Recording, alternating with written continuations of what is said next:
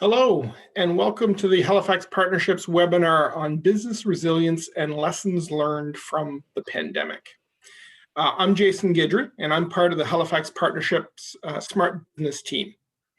Halifax Partnership is Halifax's economic development organization, and we support businesses of every shape and size in all corners of HRM. No one can deny that the past year has been very dramatic. We've seen highs and lows. We've learned a lot, and we're going to take a closer look at 6 lessons taken from these experiences, both locally and internationally. As I mentioned in the last webinar, we partnered with KPMG to develop easy and accessible tools to help businesses develop a plan and prepare themselves for future business disruptions, like the ones that we've just experienced. These tools are almost ready and will be available on our website very soon. Today is the second of 3 webinars designed to help you understand the process and guide you through the development of your business's plan. Our session is about 45 minutes long, and we'll have time for your questions. So please use the chat function to send your questions through to the presenters so that we can address them before we finish today. Now I'd like to introduce you to Eric Habib with KPMG to walk you through the webinar. Thank you, Jason. So just in terms of an agenda, what we have for you today is we wanted, the main point is to provide an overview of the business continuity lessons that the pandemic has taught us. It's not necessarily pandemic specific, like pandemic only lessons. It's what the pandemic has taught us about business continuity in general, and the solutions that we talk about and the ideas that we talk about apply both in the pandemic and most of the time to other types of disruptions which were highlighted or accentuated by the pandemic. We'll talk about, if I can show you the highlighter here, we'll talk about the domains of pandemic response. This is just a quick portion around if you did have a pandemic response plan, what that would have included. We'll go to the 6 lessons learned and what we can take away from those points to future-proof our businesses so that any similar types of disruptions that impact resources such as our people or our facilities, how we can address those in the future. We also have a segment on the innovative approaches that we've seen both locally and internationally, where people have switched up their products or switched up how they deliver the same services to deal with the impacts of the lockdowns and the physical risk of the pandemic. And then to wrap it up, before we go to Q&A, we have a couple of great guest speakers that are going to tell you about, from a couple of different industries, how they dealt with the pandemic here locally in Halifax. So first off, you would have seen this diagram in the first session, and we just wanted to go over, if you did have a pandemic response plan, these are the things that it would have included. Now, regardless of whether this was in place or not, there are lessons that the pandemic has taught us, and it basically helps us improve a future pandemic plan, whether or not you already had one in place. It starts off with having a threat level scale to understand the severity of the situation, and you can take these teachings and apply them to other types of situations where you would escalate, and the more the situation escalates, the more of a response that you need to perform. The pandemic response plans would have also included things like how you manage your human resources, your people, how you establish a skeleton crew to work at the minimum level of operation that you need to, how you manage your facility and what changes you need to make to it, any medical response procedure if you have somebody sick on site, what you do about your supply chain. And this is we have one lesson specifically about this one and the different things that you can do to strengthen your supply chain, especially for the raw materials or any supplies that you need to operate. And then we look at communications. That's another important one because you want to make sure that people are informed, both internally, your employees, and externally, your customers and business partners. And then you would have had something around cash flow planning. Now, a lot of companies didn't have pandemic response plans ready. They had other risks that were higher priority, and we'll talk about that risk management too. They had other risks higher on the priority, and you would start remediating those top risks. So what we wanted to go through now is the 6 lessons that the pandemic has taught us. They do help you with responding to the pandemic, but also other types of disruptions. The first one talks about risk management. And we'll go one by one in more detail on the next pages. The idea here is that risk scenarios do happen. You don't just have to focus on the top, the highest score of risks, but you have to consider what you would do for all the risks, all the credible risks against your business. And saying, that will never happen is not sufficient anymore. The second one is around diversifying your supply chain. So understanding where your products and services come from, the inputs into your business, into your operation, and diversifying it or taking steps that would, if one supplier fails, you don't want that to drag down your business with it. You want to have some sort of diversity. And we have 6 different options, 6 different things that you can do under this one, 6 different options. Agility and preparedness. So how to stay agile in your delivery channels, the scale of your business up and down, and the business model that you're operating, whether it's temporary or if it's a permanent shift, pivot. We'll talk about the mental well-being, not just physical well-being. So even though physical well-being was at risk, we can't ignore mental health and the different things that you could do about that. The last 2 talk about investing in technology. So how technology enables you to move faster and it saves you administrative time. And then the last one is around preserving your brand, regardless of your physical location. We'll talk about the importance of these points and how to really preserve your brand and your image so that even if you have to relaunch in the future, your customers will come back. So the first lesson is around risk management. There were some scenarios, such as the pandemic, that people would just say, that'll never happen. And the idea here is it was a lower likelihood event. It did happen, and the impact of it was very high. So you still want to be ready in some way for the events. They call them the black swan events sometimes, that still have a low likelihood, but if they do happen, they're very catastrophic. And so risk management, it really begins with understanding the risk landscape, the threat landscape that's in front of you that applies to your business, figuring out what safeguards you have, how well am I protected against each of these threats. And then once you understand that residual risk, how much remaining exposure there is, that's when you can start to figure out what to do about it, and you prioritize how you address them. We have 3 categories of threats that you can think about, and this will be elaborated on some more when we talk about the business continuity toolkit next week. We have deliberate threats, accidental threats, and natural hazards. And this is just a sample of different events that could happen with varying likelihoods that could have a very big impact on your business. And typically people would look at it and say, okay, cyber attacks, fires, a supplier failing, and a snowstorm are the most relevant. And these could be the highest in terms of likelihood and impact, but that doesn't mean that we ignore the rest.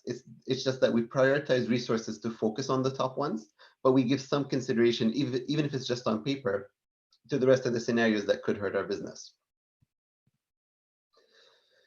And the way you do this is through scores. So how do we figure out, what do I start working on first? Well, we usually assign a score like 1 to 5 on likelihood and 1 to 5 on impact. So, something that's a very high likelihood, very high impact would be a 5 by 5.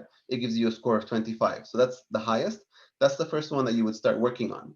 Something like super remote, like never going to happen, even if it does happen, won't really hurt my business, would be a 1.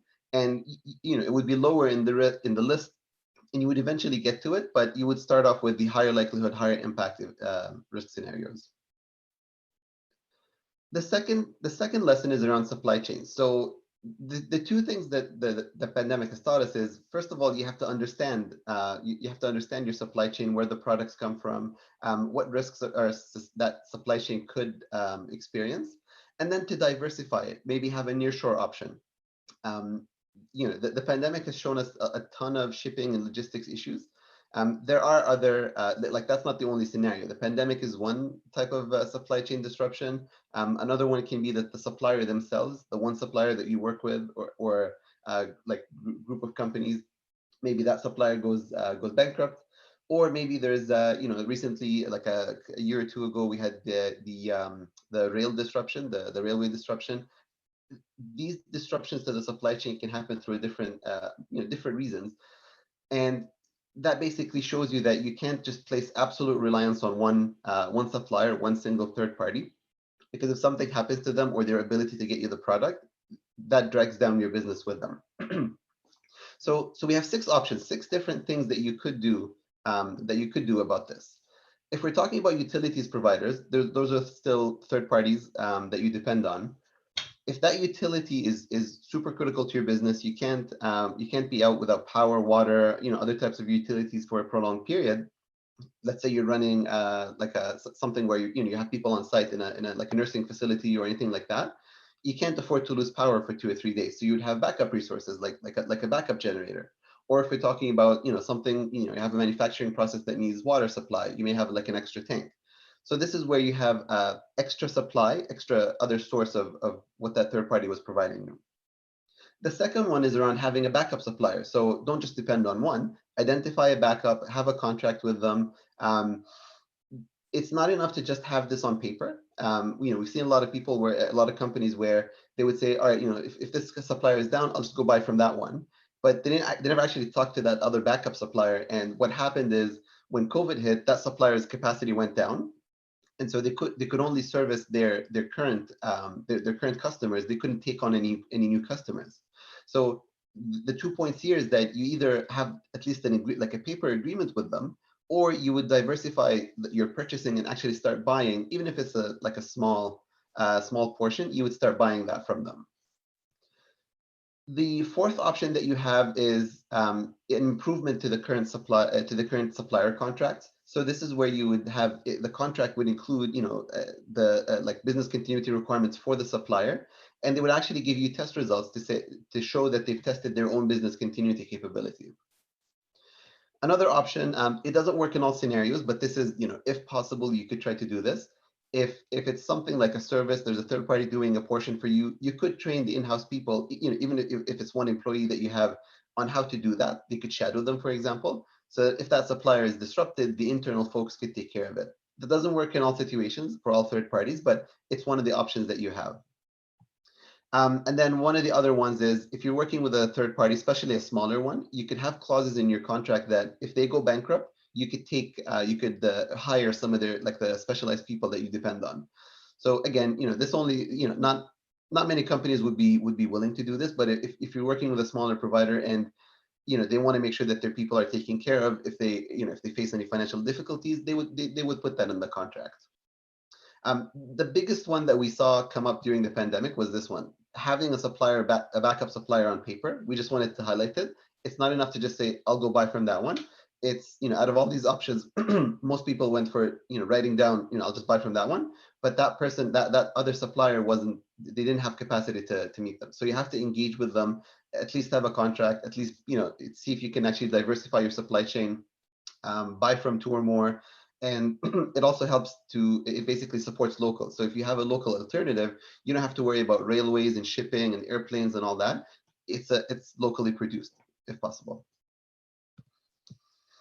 The third lesson is around agility and preparedness. So it taught us that we have to be agile in our scale, the scale of business, the delivery channels of how we get our product or service to the customers, and the business model that we're operating. When it comes to the first one, being agile in your scale, you have to be prepared for both the worst and the best scenarios. The example that I'll use here is anything related to like pets, pet shops, pet supplies. They started gearing down when the pandemic started. They thought business was going to go down, but it actually surged. So they had to stay nimble in both, trying to downsize and then trying to ramp up again to meet the demand that they're facing. And that's when we get into survival mode versus growth mode.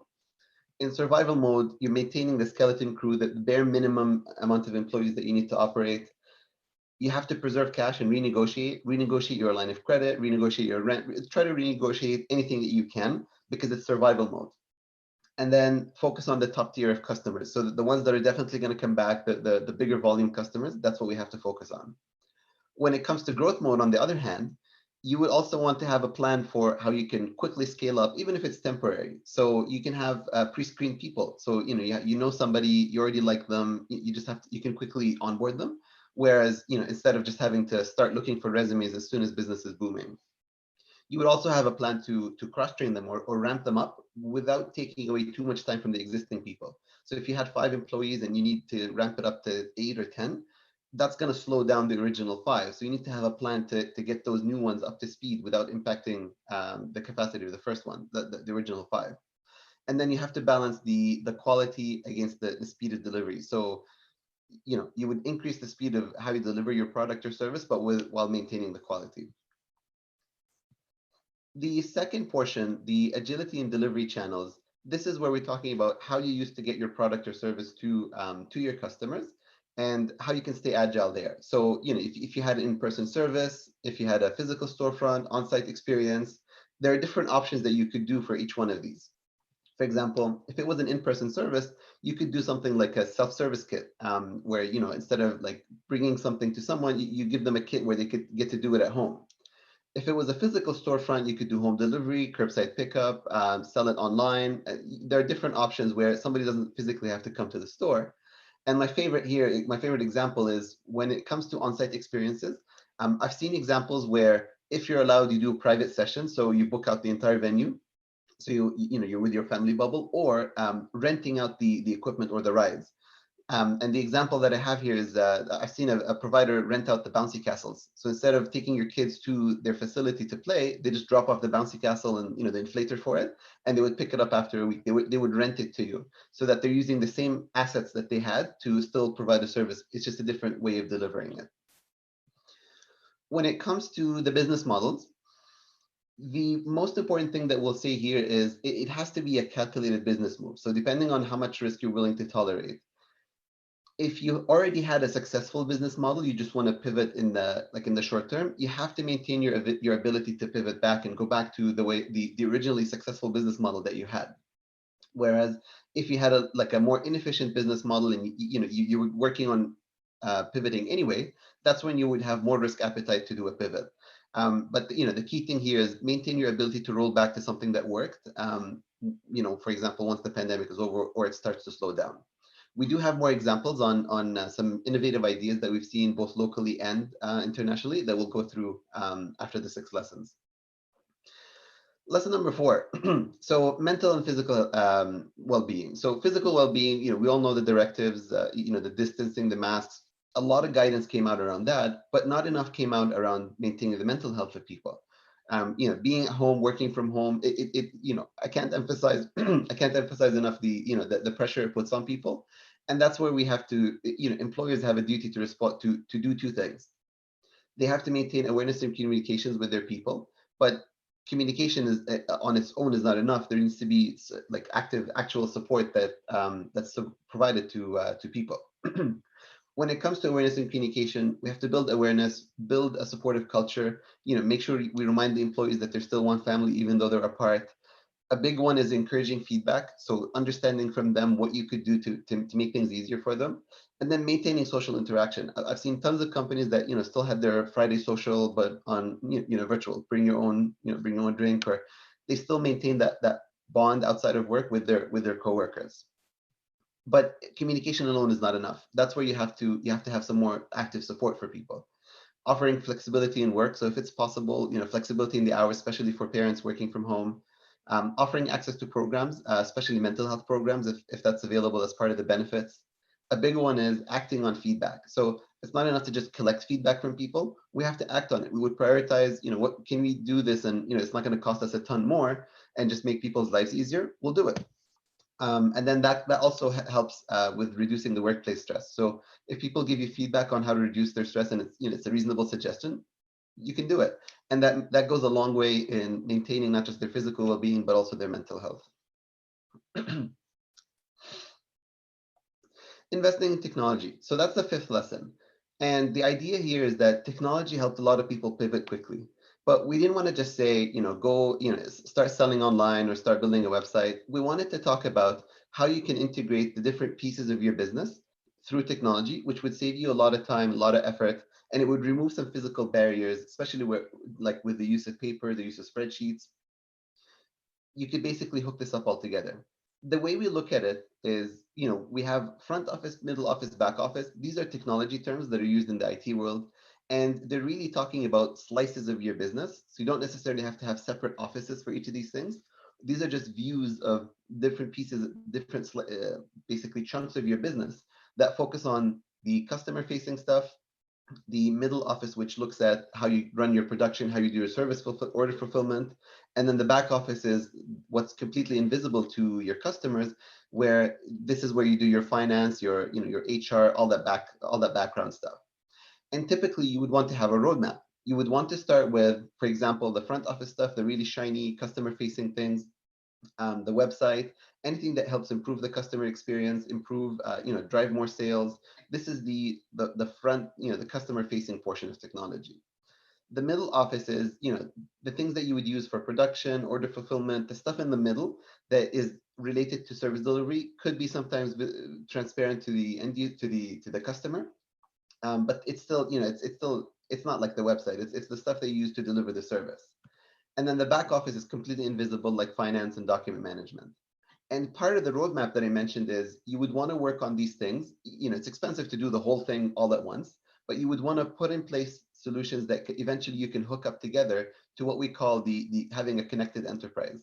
And the idea behind this is that when you have the different pieces of your business talking to each other very quickly, very seamlessly, it saves you time, it saves you effort, and it all makes for a better customer experience at the end of the day. And you would want to have a roadmap of how you can get to this in pieces, so that you're not putting in a massive investment all in the same year, but you have a roadmap to work on it. The sixth lesson is around preserving your brand. So the example that I want to use here is there's a restaurant in Halifax. I'm sure a lot will understand what I'm talking about. There's a restaurant. He was forced to close down. I love the guy. I love his food, and he had to close down. But I already know him. I know his story. I know his food. And if he reopens at a different location, it doesn't matter where he is. I'm going to go back to him because of him and his product. And so while location is really, really important, the idea here is that the brand and the quality that the customers see are more powerful to bring people back, especially if somebody had to like shut down temporarily and go to a new location so that they can stop bleeding cash. The other idea here is that you have to make sure your customers know your story, they know your commitment, they understand not just your product, but they understand what you're trying to do, and that makes them support you even more. I'm going to go back to that guy as soon as he reopens. I don't know when, but I'm going to go back. If all else fails, so this is where you tried everything, it's just the environment is just too harsh and you continue to bleed cash, conserve the cash and then relaunch. It's a very it's a tough business decision, but sometimes it's better to conserve the cash and not continue bleeding and then relaunch. And then in the meantime, if you're not operating, what you could do is continue communicating with people, have a newsletter, send out some communication, stay connected with them on social media. The idea here is that you can tell them about all the great things that you're going to come back with. You stay in their mind so that when you do relaunch, those customers will come back. So what we wanted to go over here is a couple of innovative approaches where people have pivoted either like temporarily or permanently, mostly temporarily, to adapt to the pandemic. So these are ideas, we have two local, we have others from around the globe that we wanted to talk about. The first one is Beaumont. And what they do is they specialize in trade show exhibits, displays, experiential events, and those events are on hold. So what they did is they saw parallels between the fabrications, the booths that they would make for the events, and the types of like fittings and protections that you needed for people, working at a cash. Anytime there's physical interaction and you need a barrier in the middle. And so what they did is they used their existing materials, their existing material expertise, how to build those temporary booths or spaces, and they started designing those protective barriers. So who knows if those protective barriers will still be needed in the future? I think they will be needed to some level. But this is where they pivoted. But I think they still have their ability to go back once the events are back on. The other example that we'll use is Ace Machining. So they've been in the business for 12 years. They have 32 people making custom orders from like metal and plastics. The custom orders started to ramp down in the beginning of the pandemic, and they quickly pivoted to design things that are like pandemic related. So for example, like the stick that people use in the drive-through. To hand over the payment terminal, or they even had the Dairy Queen ice creams. They made the holes just the same size of the ice cream sizes, so that you could hand them over safely. They also had different products like a like a lifting pin for lifting a golf ball, so you don't have to touch the golf flag. And they had a power key with a leather fob where they partnered with another local company to make the different portions and assemble them and sell all these pandemic related items. So these are examples of like some local examples that we had. The other ones that we had were more international. We did some research to understand, what are different people doing, and we found 3 categories. The first one is same product, different location. So the theme park rental, that's the one I mentioned before. They would rent you the bouncy castle. They would bring you the different rides, and what they used to do is they used to rotate them anyway before the pandemic. So they would have a facility. Let's say they have like 10 different rides, and they would actually have in stock like 13 or 14, and they would rotate them at their facility. And whatever one was rotated out, they would actually rent it for birthday parties. And now what they just started to do is rent it for everyone. Like all these, 14 or whatever number they had, they would rent them for birthday parties. They would rent them, anybody, they would drop it off at your house and you would use it, and then they would pick it up a week or 2 later. The other example is the home office furniture pods. And why they call it pod is there's a company or a couple of companies that they used to supply office furniture. And obviously, when the pandemic started, less people going to the office, less people doing renovations. So the demand for for professional office furniture went down. And what they did was they took that experience and they packaged together a home working pod, which is basically like a pod that has like 2 chairs, a desk, a light, everything that you need. And most of it was glass so that you can put it, for example, in the living room, and then you can still look at your kids, but with more soundproofing so that you're able to work. And it's your own mini office that's it's ventilated, and it's in the same physical workspace. So that was pretty cool. The other category was bringing back the oldies, and the example here that we have is the drive-in theater. So you don't necessarily have to invent or come up with a new business idea. There are ideas from before where people were distanced for different reasons. But this is, anything drive-in, anything where you bring your own space to it. That's come back into action during the pandemic. And then the last category is the store-less businesses. So this is where we saw some either pivots or new businesses come up where they're delivery only, curbside pickup only. They don't invest in having the seating space for now.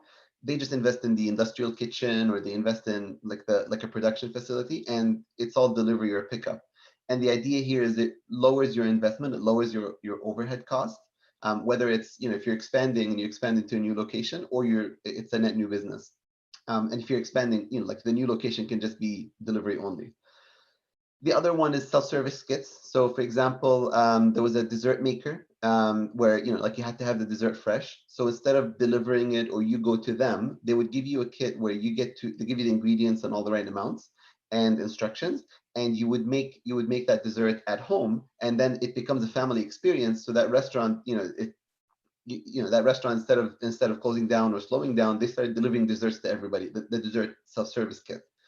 So these are just some examples of some innovative pivot approaches. Some of them will likely stick around, like the theme park rental, the home office furniture pods. There'll still be a little bit of a market for them, but the main idea here is maintaining your ability to pivot back. So when things go back to normal, when offices need furniture again, they're not going to be selling as many pods, I don't think. There will be a market for that because a bunch of people are now happy working from home, but the offices will come back, everything will come back. So we just have to be careful not to bet the farm on some of these pivots, but to also do enough, pivot enough so that the business can survive in the meantime, while the pandemic is in progress. So what we had for you here is just one more segment before we go to the question and answers. We have a couple of great guest speakers. They're going to tell you about. First of all, they're going to tell you about their businesses. They're in 2 separate industries so that you can see the difference between their businesses, and really the story of how their businesses survived and thrived, and how they dealt with the pandemic, how they had to basically adjust their practices, make some changes, they have some pretty innovative things that they're going to tell you about, of how they dealt with the pandemic and supported their companies. So without further ado, we'll start with Paul MacInnes from MilAero, and I'm just going to switch to the other presentation here, Paul. Cool. Yeah. All right. Good morning, everyone. Thanks very much, Tarek. That was very informative. The value of hindsight. So little background on MilAero. We're a small to medium-sized business that is totally focused on the defense, aerospace, and private commercial sectors that have applications for wire harnessing and cable assemblies. So Paul and Deborah Greedy started this company on the 29th of November in 2002. And over the next 12 or so years, living at InnovaCore, they built the company to a point that in 2014, they moved to their brand new facility, and we are in the Woodside Industrial Park. Next slide, please. So during that journey, one has to be fully certified to be able to service the defense sector. And one thing that I'd like to highlight is in the AS9100 certification process, there are documents and templates for situations like pandemics or stoppages in world operations, if you will. So we had something to start with, but we learned very quickly that we had to adapt and make changes almost on a daily basis. So again, next slide is just kind of an overview of, we manufacture in the aerospace and defense, renewable energy, mining and resources, and lastly, commercial aviation. So during this challenge of a pandemic, the aerospace and defense industry was deemed an essential service. So we continued to operate. So just to give you an idea on some of the clients that we work with, both here in Canada and abroad, FLIR systems are from the United States. Every helicopter that's in the air has a FLIR system. We are part of their supply chain. We work with Ultra Electronics and export directly all over the world in partnership with them. We also have clients in the UK, JSK. We have clients in Sweden with Saab. We have clients in Italy with L3 Calzoni. So part of our operational job was to make sure that not only were our supply chains in place to be able to support our clients' needs, but also to stay in touch with our clients. Next slide, please. So this is kind of a high level of where MilAero was late February, early March, like everybody else. Manufacturing a COVID-19 protocol plan. So as I previously indicated, we did have a template, but I got to tell you, we were remodeling and changing on the fly. The senior management team and our operational team were working literally 12 and 14-hour days, not only to figure out how to make it safe for everybody to go to work, but how to stay in touch with our suppliers as well as our clients. I will say that government stepped up. There were ongoing updates daily, not only on general media through our Premier and Dr. Strang, but also federally, obviously with the Prime Minister. But we started to chime in with industry support. So we were working with ACADA, with OTCNS, with CADC, with the Aerospace and Defense Association. So everybody, Halifax Partnership, Jason was sending us information. Everybody was getting on board to help stay operational. Office and our reception area protocol plan. So we built that very quickly. Clearly, we had to stay operational. So the footprint out on the plant floor was modified to ensure that we covered all of the proper protocols. And then inside, as Tarek talked about, we did have some people move remote. So my home office became kind of a beachhead for a while.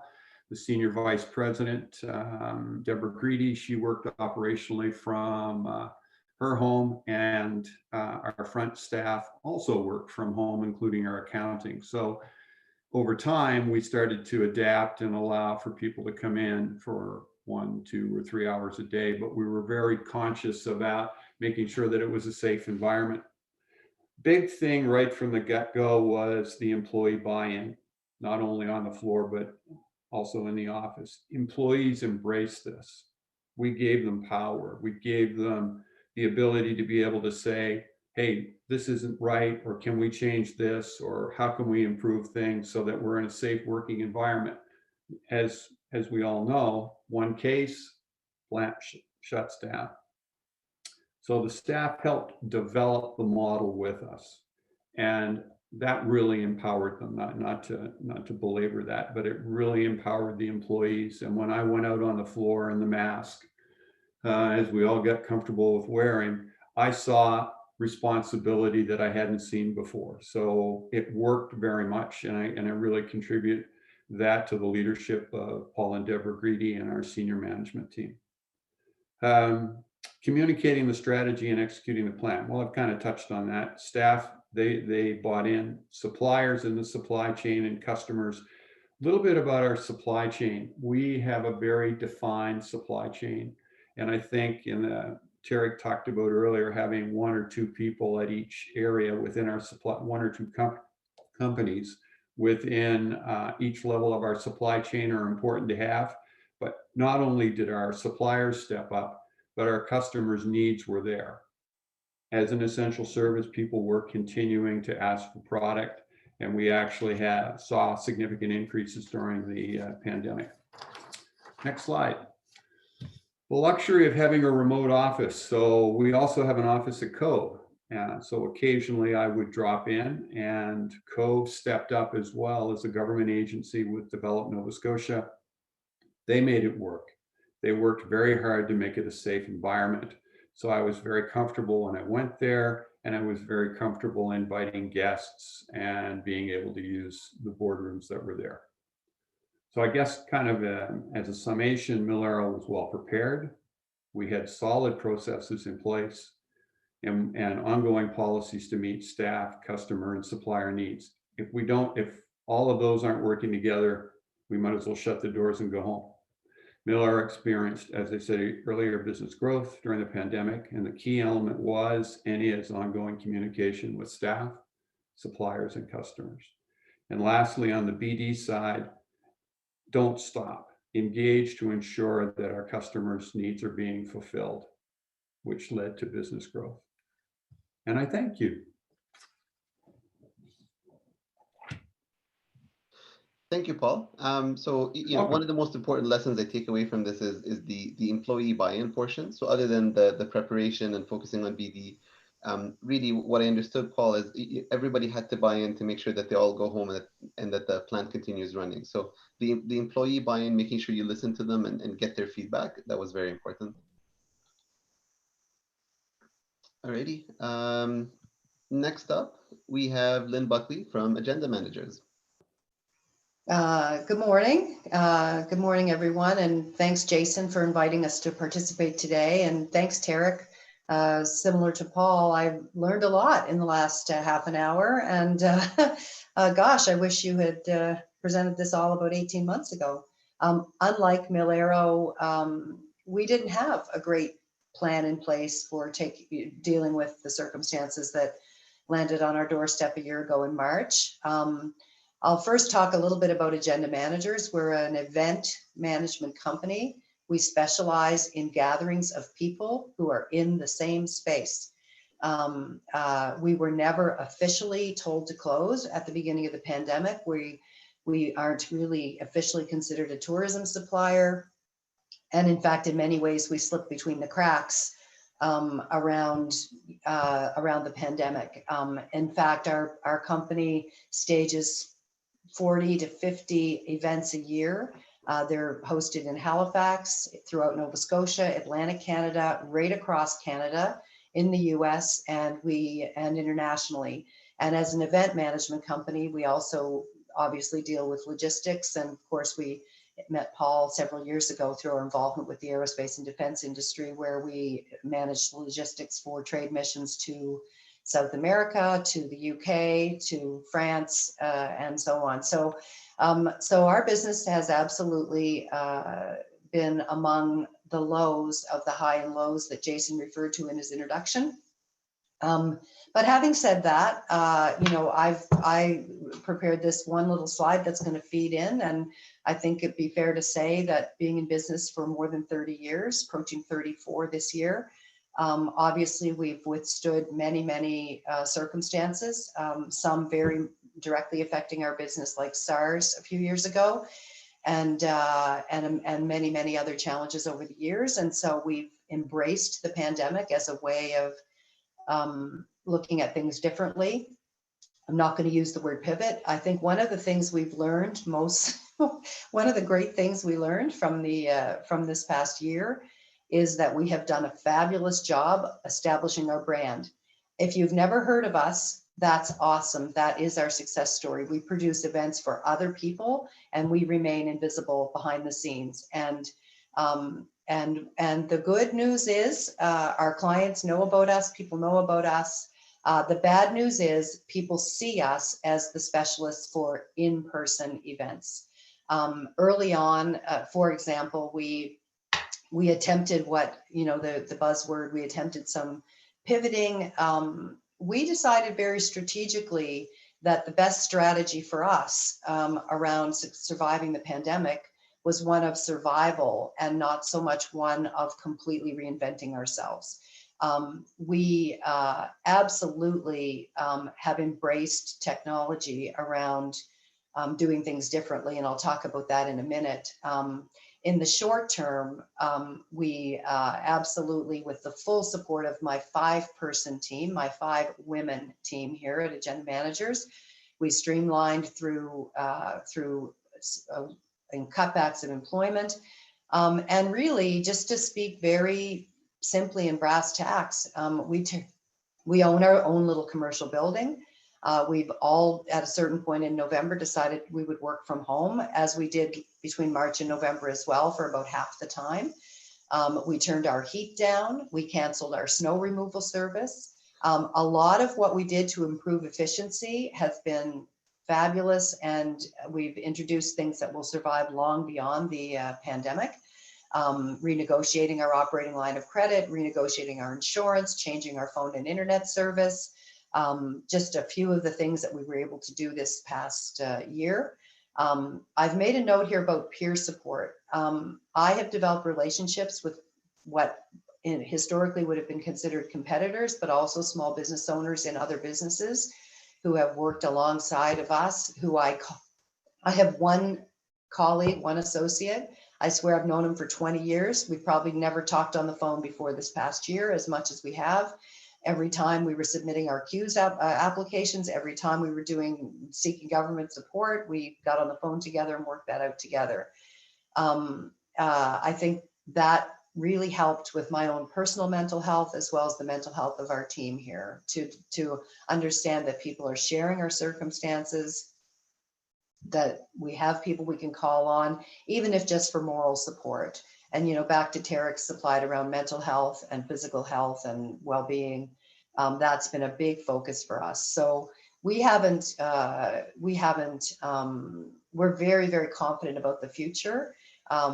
We are resetting our priorities around those things like mental health and physical health, and also around our business model here. So one very good thing about our business is a large part of the meetings and event business operates with a 1 to 3 year lead time. So a lot of the way that we have managed through the past year, absolutely introducing virtual elements to what we're doing, and calling upon specialists in that area to support us in doing that, not trying to become that, staying true to our brand and owning our brand, and really appreciating that people see us for our specialty. The bad news is we lost a couple of clients this year, and even going into 2021. The good news is those same clients came to us and said, we're going to do things differently this year. We want to book you for 2022, 2023, and even beyond that. So that's been a very positive thing for us, for sure. And as it gets into the midway through 2021, we're going to see our efforts on the future meetings really starting to come back. And just to kind of put it in perspective for us, I mean, we've operated at an 80 to 90 to 95% reduction in business for the entire past 14 months. We're still here. We will get through it. We keep a positive attitude around that. But we are not a business that has been able to maintain a certain surge or adapt in a way that enables us to do something completely different, or even adapt our business in a different way. as we're creeping into 2021, we're coming back. You know, the 90% loss is going to 70. We can see it going to 60. We can see by September it might be down to 50. But we will be a little bit of time coming back. I'm cognizant of the time here, and I don't want to go long, so perhaps I'll stop talking, and maybe if there's some questions I could address those. But you know, I really want to congratulate all the small business operators who are on the line here today. That might mean they're still in business, so way to go, good job on that. And if you're a little bit like me, where survival and success have become synonyms this past year, way to go on that as well. Thanks for including me today. Thank you, Lynn. I think that was some very good points on adapting and adopting, and how you can stay agile depending on the environment that you're working in. I think now we can move to questions and answers. So the questions can be addressed to either myself, Lynn, or Paul. Alison, do we have the questions in the chat? I have one question. It's for each of Paul and Lynn. And the question is, based on your experience through the pandemic, what's the one thing that you will carry forward as you think about how to make yourself resilient for the next kind of big disruption? So of all of the lessons that you learned, or all of the things that you did, is there one particularly important piece that you say, I've got to keep that and build it into how I prepare for what comes next? I wish Paul and Deborah were here to answer that question with respect to the operational side. So I'll take a stab at it and say that, again, clearly having everybody buy in within the company, I can't stress that enough. And I saw it, and I continue to see it in the employees' eyes and how they react inside the workplace on a daily basis. From a business development perspective, I stayed in touch with our customers, and I think that not only opened up doors for additional pieces of business, but it made everyone feel comfortable that MilAero was there and still operating and preparing to go the extra mile to provide goods and services to our clients. I would just add to that if there's one thing that I would take forward, it is operating more efficiently. There is no reason, it doesn't take a pandemic to become more efficient. And honestly, we've had a nice run, particularly these last 10 plus years, with a very successful business. And as a result, I would argue that we got a bit lazy. When I approached my bank to renegotiate my operating line, it was clear to me I should have done it 5 years ago. It didn't take a pandemic. When I revisited the way that I operate my technology in the office, it was clear I could have done that 3 years ago. So I think operating more efficiently, it absolutely is a legacy piece that we're going to take forward. To Paul's point, people and communications with clients, with staff, absolute critical. I think we were already doing a great job of that. I'm sure you were as well, Paul. I don't think that's anything new, but being reminded how essential it is. Remaining optimistic and positive, and being the cheerleader for both your internal people and external people. Some of us have had to take more of a role in doing that. Everybody's had down days, no matter what's going on in your business. So, I flash back to a conversation you and I had, Jason, near the beginning, and I was pleased that you noticed what a cheerleader I was, and how optimistic that we're staying. So I think those are 3 things that, we would definitely continue with going forward. Thank you. Those are great pieces. I would just encourage anybody else who's participating in today's webinar to throw a question into the chat if there's something that you wanted to ask of Tarek or Jason or Lynn or Paul.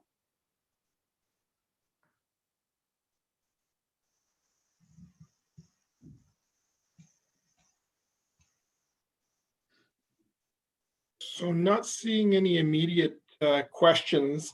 I think I'll take the opportunity to kind of wrap things up. First, thank you so much to Tarek and Lynn and Paul. You guys did an amazing job today, so thank you so much. Real life examples always help me better understand, and today's speakers did a great job of helping us visualize the challenges they faced and how they handled them. Every situation is different. However, thinking through some of the challenges your business may face can help you when a business disruption happens. And that doesn't matter, it doesn't matter what the nature of the disruption is. Our next webinar is on Monday, so March the 29th from 9 to 10 a.m. And during this webinar, we'll unveil the Business Recovery and Continuity Toolkit and walk through the steps towards creating your own response plan. If you haven't already registered, please do so. I believe one of my colleagues will post the link in the group chat, or feel free to reach out to anyone at the partnership after the webinar. As always, the Halifax Partnership Smart Business team is here to help you. If you need assistance as you're going through the process of building your business recovery plan, reach out to any one of us at the partnership, and we're happy to connect you to the resources you need. Thank you again to our speakers and to each of you for joining us today. And I really look forward to seeing you all on Monday. Thanks and have a great day.